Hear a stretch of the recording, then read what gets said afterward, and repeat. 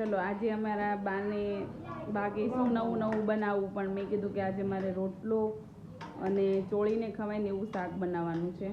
તો આજે બાજુ મસ્ત મસ્ત એવા રોટલા ઘડી રહ્યા છે 120ની સ્પીડ. હો ભાઈ, જો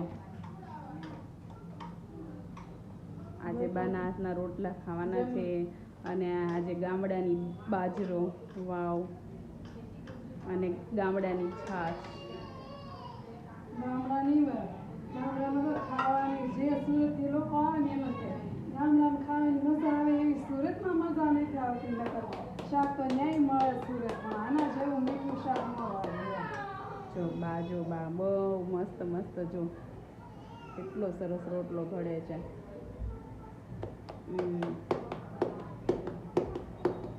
ફટતા ગયો, 1 જ મિનિટ માંગડી રોટલા તૈયાર.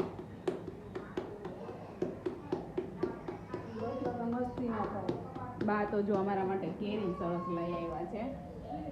મસ્ત એવી કેરીનું કોપું લઈ આવ્યા છે. અને દાબો અમારો થઈ રહ્યો છે, હજી પાકવાની વાર છે. એટલે સરસ એવો રોટલો બનાવ્યો.